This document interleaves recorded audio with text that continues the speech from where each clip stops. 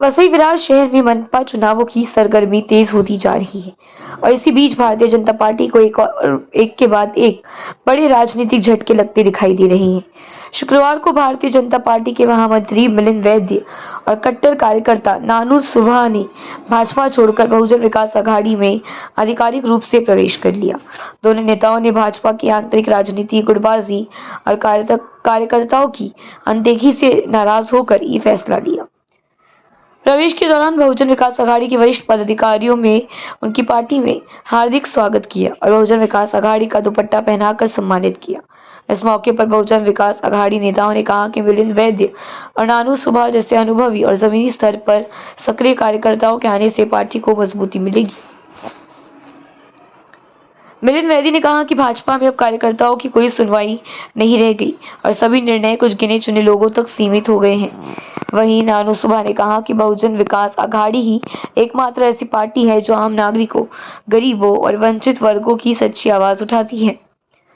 इस beach Bhajpa को एक और बड़ा झटका तब लगा जब भाजपा कामगार आघाड़ी के नेता एडवोकेट महेश कदम अपने सैकड़ों समर्थकों और कार्यकर्ताओं के साथ बहुजन विकास आघाड़ी में शामिल हो गए।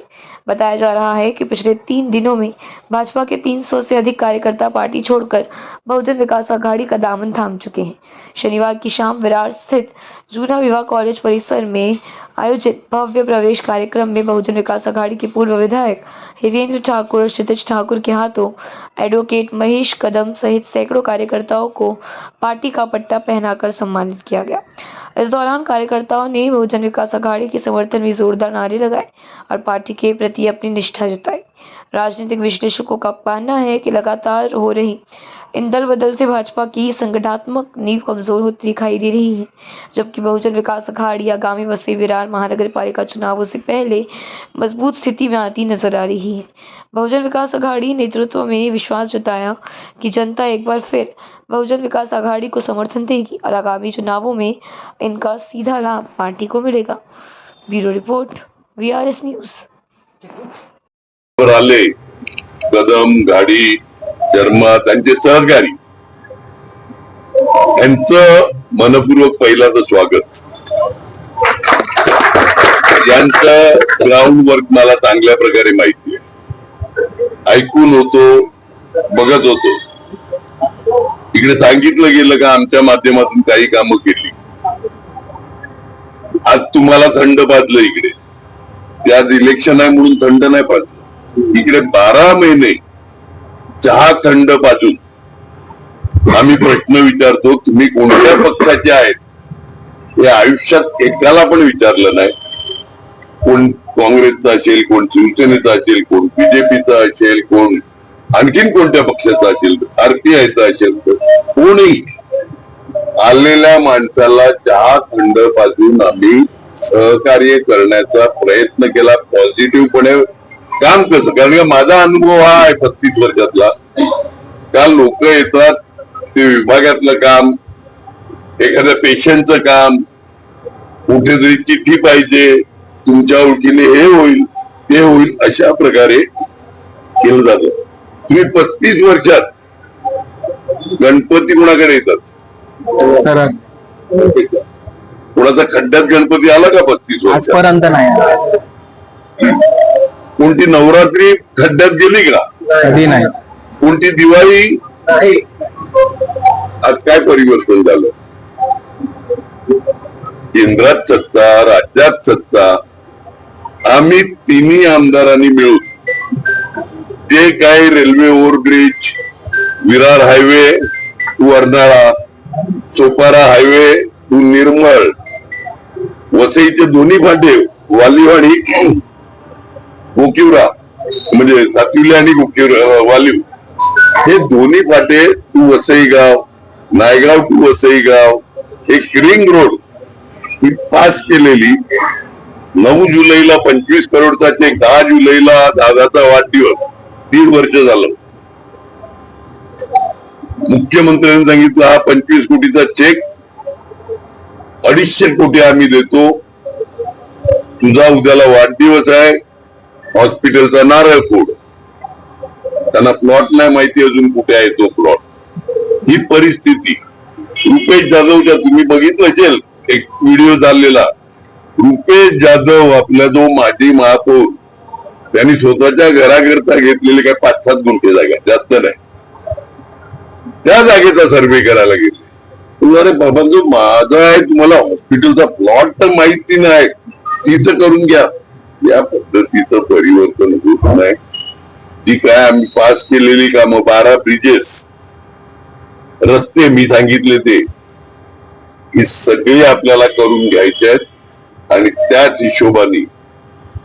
हिशोबाने तुम्ही आम्ही सगळे एकत्र राहू. मगाशी सांगितल्याप्रमाणे 12 महिने आम्ही लोकांना भेटतो, पक्ष न बघता. थोडा 4 वेळा भेटायला लागेल आपल्याला, लक्षात आलं ना. तुमची नावं लक्षात ठेवायला, भेटायला तुम्ही येत चला. जी काही सार्वजनिक कामं घेऊन येतील तुम्ही लोकांच्या हिताची, त्याच्याकरता आमच्याकडून प्राधान्यच मिळेल. त्याच्यातून जे तुम्ही सांगितले 2 नंबर, 4 नंबर, 5 नंबर, 7 नंबर, हे वॉर्ड जे सांगितले, त्याच्या व्यतिरिक्त पण तुमचे नातेवाईक, ओळखी पाळखी कोण असतील, कोणाला फोन करता येत असेल तर ते पण तुम्ही करा. एवढंच यावेळी मी सांगतो.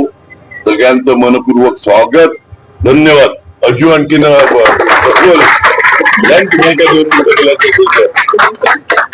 बोल.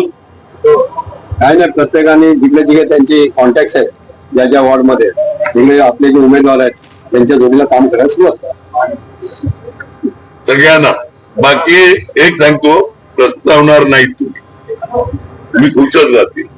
कधी या माझ्याकडे, आम्ही आहेत तुमच्याकरता. म्हणजे 1 साल पहले जो आपने परिवर्तन किया था, उसके ऊपर में आपने क्या किया? हमारा पहली बात ये देखो कि ये आपको टिकट नहीं मिला, इसकी वजह से आप टिकट के लिए मैं गया ही नहीं था उनके पास. हम लोग का इंटरव्यू लिया, फॉर्म भर के लिए लिया. हमको आज थी कि बुला के दे देगा, लेकिन हमको मालूम नहीं, पीछे 8 दिन या 2-4 दिन के अंदर जो कुछ हुआ वो आपको सबको पत्रकार करके मालूम है, और सबको ही मालूम है वो क्या हुआ क्या नहीं हुआ. इसलिए अपन उसके ऊपर क्या किया क्या नहीं करने से अच्छा अपने को बहुजन विकास आघाड़ी का महापौर बैठाने का है. इसलिए हम लोग आज यहाँ 1 साल में जो परिवर्तन हुआ उसके विषय में आप क्या कहें? परिवर्तन का हुआ तो उनको परिवर्तन का कहाँ किया, आपने देखा क्या परिवर्तन? ठीक है, वो स्थानिक स्वराज्य संस्था का मूलभूत अधिकार है. वो लोगों को रास्ता बनाने का, देखो लोगों को गुमराह करने के लिए बहुत मुद्दे रहती है, लेकिन वसई विरासत महानगर का फर्ज है. स्थानिक स्वराज्य संस्था है, उनका मूलभूत कर्तव्य है. कायदे के जरा से देखना जाए तो मूलभूत कर्तव्य के हिसाब से वो लोगों ने सेवा दिया है ना. जो कार्यकर्ता राजन नाईक से नाराज, उनके भी खिलाफ क्या कहना है? नाराज है वो, नाराज है ना. आप दिख रहे हैं नाराज है वो, लेकिन हम लोग भी नाराज थे ना.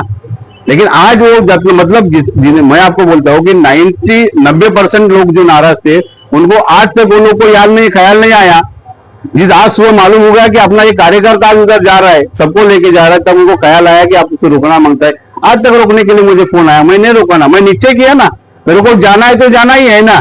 जब परिवर्तन लाने के लिए हम लोगों ने जो कोशिश किया था, वो परिवर्तन लाने के जो खंबे थे उसको ही आप अगर तोड़ रहे तो आगे जाके मतलब क्या है फिर?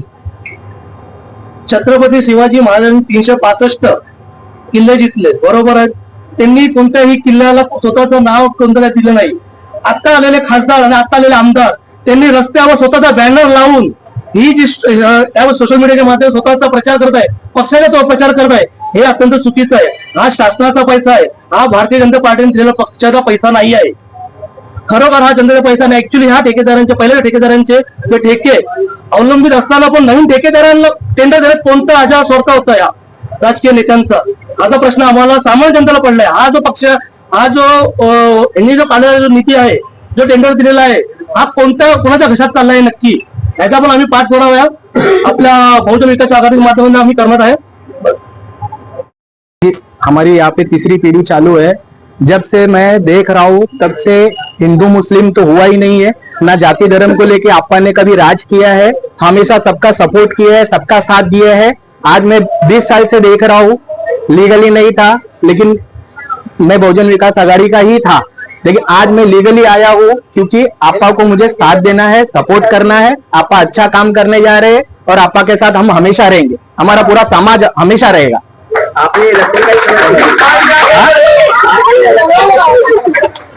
अपनों का साथ कब दिया जाता है? जब जरूरत रहती तब. मुझे लग रहा है कि आज हमें आपा के साथ खड़ा रहना चाहिए, क्योंकि इतने साल आपा ने हम लोगों को संभाला है, हम लोगों को देखा है, तो आज अब हमारा कर्तव्य बनता है कि अब हम आपा का साथ दें।